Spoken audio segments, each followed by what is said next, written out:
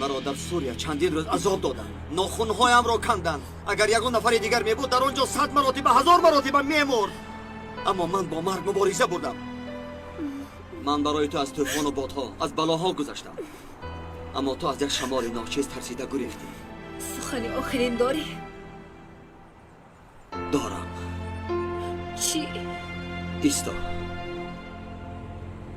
به هیچ کجا نرم.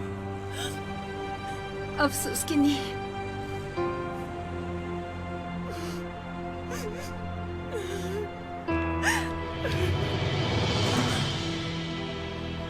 بعد پشیمان میشوی.